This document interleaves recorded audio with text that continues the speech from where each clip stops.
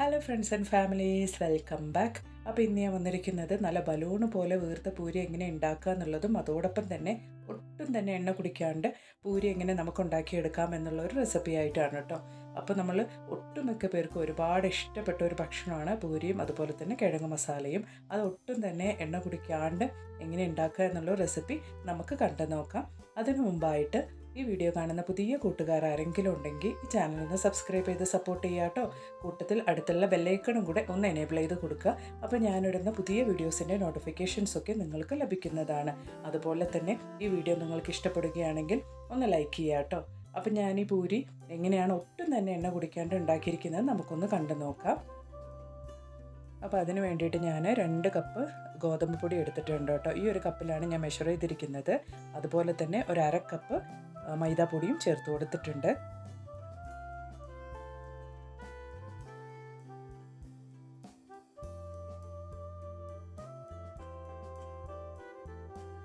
ഇനി ഞാനൊരു 2 table spoon റവ ചേർത്ത് കൊടുക്കുന്നുണ്ട്. അതുപോലെ തന്നെ ഒരു 1/2 ടീസ്പൂൺ ഷുഗർ ചേർത്ത് കൊടുക്കുന്നുണ്ട് കേട്ടോ. പിന്നെ ആവശ്യത്തിനുള്ള ഉപ്പും കൂടെ നമുക്ക് ചേർത്ത് കൊടുക്കാം ഈ ഒരു സമയത്ത്.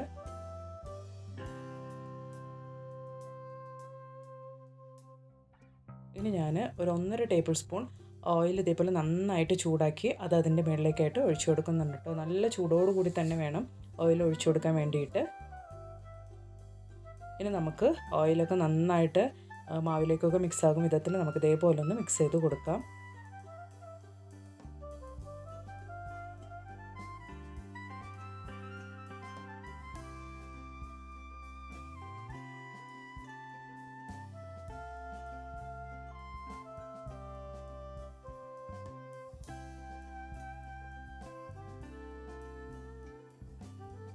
അപ്പോൾ എണ്ണയുടെ ചൂടൊന്ന് പോയതുകൊണ്ട് ഞാൻ കൈകൊണ്ട് തന്നെ നന്നായിട്ടൊന്ന് മിക്സ് ചെയ്ത് കൊടുത്തിട്ടുണ്ട് കേട്ടോ. എണ്ണയൊക്കെ നന്നായിട്ട് മാവിലേക്ക് പിടിക്കത്തക്ക രീതിക്ക് നന്നായിട്ട് കൈകൊണ്ട് തന്നെ ഞാൻ മിക്സ് ചെയ്ത് കൊടുക്കുന്നുണ്ട്.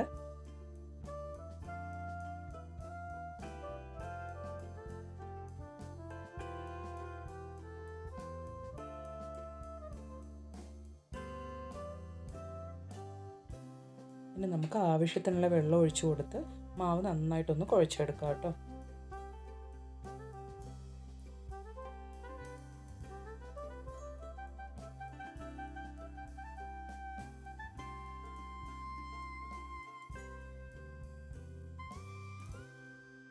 അപ്പോൾ ഇതുപോലെ നന്നായിട്ട് തന്നെ കുഴച്ചെടുക്കാം. നല്ല സോഫ്റ്റായിട്ട് ഇപ്പോൾ നമ്മുടെ മാവ് നമുക്ക് കിട്ടിയിട്ടുണ്ട്.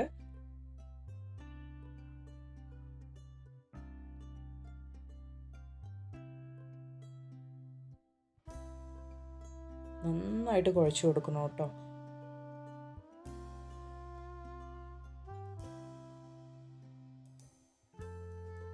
അപ്പോൾ ഇതാ നോക്കിയാൽ നമ്മുടെ മാവ് നല്ല സോഫ്റ്റായിട്ട് വന്നിട്ടുണ്ട് കേട്ടോ. ഈ ഒരു പരുവത്തിൽ വേണം നമ്മൾ പൂരിക്ക് വേണ്ടി മാവ് കുഴച്ചെടുക്കാൻ വേണ്ടിയിട്ട്. ഇനി നമുക്കൊരു 10 മിനിറ്റ് നമ്മൾ കുഴച്ചെടുത്ത മാവൊന്ന് റെസ്റ്റ് ചെയ്യാൻ വെക്കാം കേട്ടോ. 10 മിനിറ്റ് കഴിഞ്ഞിട്ടുണ്ട്. അപ്പോൾ ഞാനിതാ ചെറിയ ബോളുകളായിട്ട് എടുക്കാൻ വേണ്ടിയിട്ട് ഇതേപോലെ ഒന്ന് ഉരുട്ടിയെടുക്കുന്നുണ്ട്. പിന്നെ ഇനി ഒരു നൈഫ് വെച്ച് ഇതേപോലെ ചെറിയ കഷ്ണങ്ങളാക്കി എടുക്കുന്നുണ്ട് കേട്ടോ.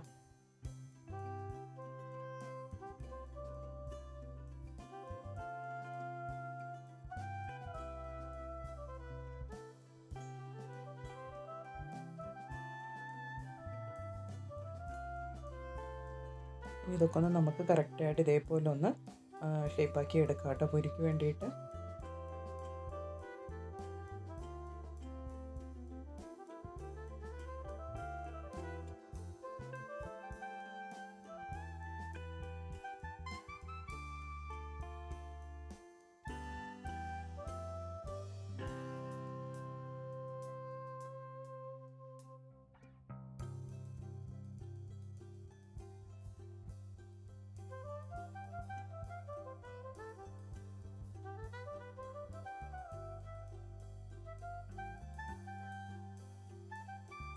അപ്പോൾ നമ്മൾ റെഡിയാക്കി വെച്ചിരിക്കുന്ന മാവ് ഇതേപോലെ ഒന്ന് പരത്തിയെടുക്കാം.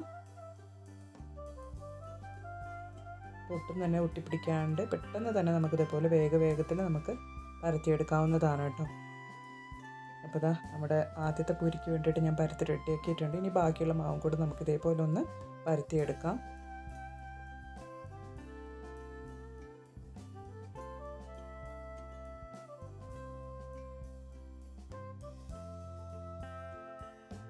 ഇനി നമുക്ക് ഇതുപോലെ പരത്തിയ മാവ് ഒരു കുക്കർ ഇതേപോലെ നന്നായിട്ടൊന്ന് ചൂടാവാൻ വെക്കുക കേട്ടോ. കുക്കർ ചൂടായതിന് ശേഷം അതിൻ്റെ ഉള്ളിൽ ഇച്ചിരി വെള്ളമൊക്കെ ഒഴിച്ച് ചൂടാക്കുക. അതൊന്ന് ചൂടായതിന് ശേഷം നമ്മൾ പരത്തി വെച്ചിരിക്കുന്ന മാവ് ഇതുപോലെ അതിൻ്റെ മുകളിലേക്ക് വെച്ച് കൊടുക്കുക കേട്ടോ. അപ്പോൾ നമ്മളിങ്ങനെ ചെയ്യുന്നത് മൂലം നമുക്ക് ഒട്ടും തന്നെ എണ്ണ കുടിക്കാണ്ട് തന്നെ നമ്മുടെ പൂരി നമുക്ക് ഉണ്ടാക്കിയെടുക്കാവുന്നതാണ്.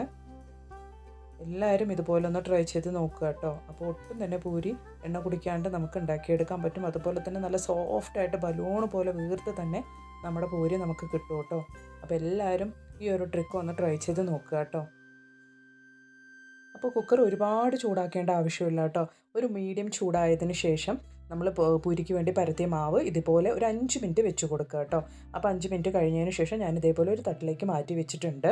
ഇനി നമുക്കൊരു പാൻ വെച്ച് അതിലേക്ക് ആവശ്യത്തിന് ഓയിൽ ഒഴിച്ച് കൊടുത്ത് അതൊന്ന് നന്നായി ചൂടായതിന് ശേഷം നമ്മൾ ഇതേപോലെ മാറ്റി വെച്ച് പൂരിക്ക് വേണ്ടി പരത്തിയ മാവ് ഇതുപോലെ ഒന്നൊന്നായിട്ട് എണ്ണയിലേക്ക് ഇട്ട് കൊടുക്കുക കേട്ടോ. അപ്പോൾ നോക്കിയാൽ നല്ല ബലൂണ് പോലെ വീർത്ത് നമ്മുടെ പൂരി ഇതുപോലെ വരും കേട്ടോ. അത് മാത്രമല്ല, നമ്മൾ ഉണ്ടാക്കി കുറച്ച് നേരം നമ്മൾ ഉണ്ടാക്കിയതിന് ശേഷം അപ്പം തന്നെ നമ്മൾ ഈ ബലൂണ് പോലെ വീർത്ത പൂരി താഴ്ന്നു പോവില്ല. കുറച്ച് നേരം നമ്മളിങ്ങനെ ചെയ്യുന്നത് കാരണം കുറച്ച് നേരം നമ്മൾ ഉണ്ടാക്കിയ ഈ ബലൂണ് പോലുള്ള പൂരി അതുപോലെ തന്നെ ഉണ്ടാവും കേട്ടോ. അപ്പോൾ എല്ലാവരും ഈ ഒരു ട്രിക്ക് ട്രൈ ചെയ്ത് നോക്കുക. അതുപോലെ തന്നെ ഒട്ടും തന്നെ നിങ്ങൾക്ക് കണ്ടാലറിയാം, ഒട്ടും തന്നെ എണ്ണ കുടിക്കാണ്ട് തന്നെയാണ് ഓരോ പൂരിയും ബലൂണ് പോലെ വീർത്ത് വന്നുകൊണ്ടിരിക്കുന്നത് കേട്ടോ. എല്ലാവരും ഈ ട്രിക്ക് ഒന്ന് ട്രൈ ചെയ്ത് നോക്കുക കേട്ടോ. എല്ലാ പൂരിയും നമുക്ക് അതുപോലെ തന്നെ നല്ല ബലൂണ് പോലെ വീർത്ത് തന്നെ നമുക്ക് വരുന്നുണ്ട്. അപ്പോൾ ഈ ഒരു ട്രിക്ക് എല്ലാവരും ട്രൈ ചെയ്ത് നോക്കുക കേട്ടോ. ഒരുപാട് പേർക്ക് ഈ ഒരു പൂരിയും കിഴങ്ങ് മസാലയും ഒത്തിരി ഇഷ്ടമാണ്. അപ്പോൾ എല്ലാവരും ഈ ഒരു ട്രിക്ക് ട്രൈ ചെയ്ത് നോക്കി ഇതുപോലെ ഒന്ന് ഉണ്ടാക്കി നോക്കുക കേട്ടോ പൂരി.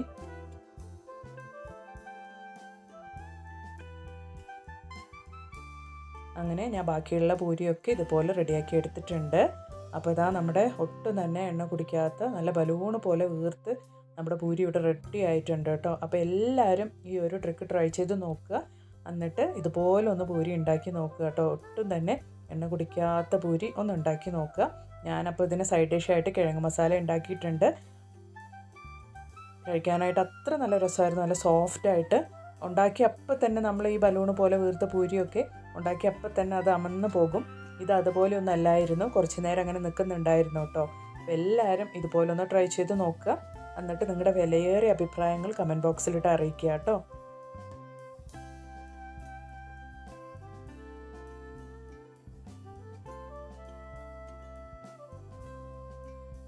അപ്പോൾ ഇനി ഒരു പുതിയ വീഡിയോ ആയിട്ട് നിങ്ങളുടെ അടുത്തേക്ക് വരുന്നത് വരയ്ക്കും എല്ലാവർക്കും ബായ്.